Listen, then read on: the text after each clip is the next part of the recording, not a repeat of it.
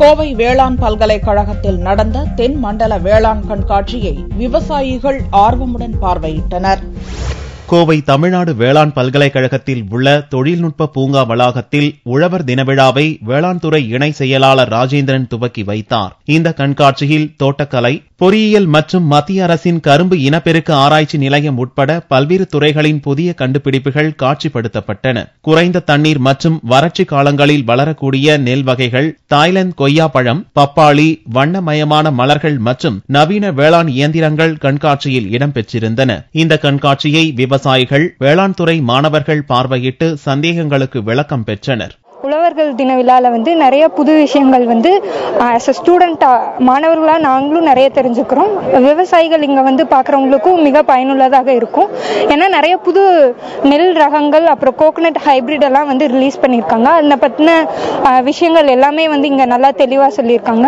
அப்புறம் விவசாயிகள் தங்களுடைய குறைந்துட்டு வர்ற விவசாயத்தை அவங்க வருமானத்தை எப்படி பெருக்கணும் அப்படிங்கிறதுக்காக பல்வேறு தொழில்நுட்பங்களை டிஎன்ஏ நிறைய ரெக்கமெண்ட் பண்ணுது. அதுல ஒருங்கிணைந்த பண்ணையம், துல்லிய பண்ணையம், இது போன்ற, அதுவும் இல்லாம அங்கக வேளாண்மை, இப்போ குறைந்து வர்ற சிறுதானியங்களோட உற்பத்தியை பெருக்கிறதுக்காக அதனோட வேல்யூ அடிஷன், அதாவது அதை மேம்படுத்துறதுக்காக போஸ்ட் ஹார்வெஸ்ட் டெக்னாலஜிஸ் ப்ராசஸிங், அதை பற்றின எல்லாம் தெளிவான விளக்கங்களும் அதுக்கான டெமான்ஸ்ட்ரேஷன்ஸும் இந்த அரங்குகளில் இருக்கு.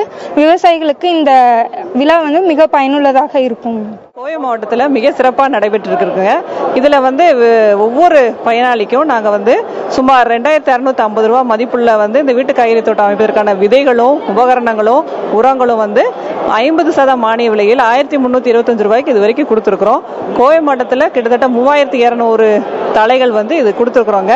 இதில் மருந்தே அடிக்க வேண்டியது இல்லைங்க. நம்ம வீட்டில் இந்த 20 கொக்கோ பீட்ல பேக் எல்லாம் வச்சு நம்ம வீட்டில் இருக்கிற நபர்களை வச்சு, குழந்தைகளை வச்சு நம்ம தினமும் பராமரித்து வரலாம். இதனால ஒரு நல்ல எக்ஸசைஸும் ஆகும். நம்ம வீட்டில் இருக்க பெண்கள் டிவி பார்த்து நேரத்தை வீணாக்காம நம்ம அது ஒரு நல்ல பொழுதுபோக்காகவும் காய்கறி தோட்டத்தை வீட்டிலேயே அமைக்கலாம். வேளாண் கண்காட்சியின் நிறைவு நாளான வெள்ளிக்கிழமையன்று சாதனை புரிந்த விவசாயிகளுக்கு விருதுகள் வழங்கப்பட்டது. அப்போது புதிய நெல் மற்றும் பயிர் ரகங்கள் அறிமுகப்படுத்தப்பட்டன.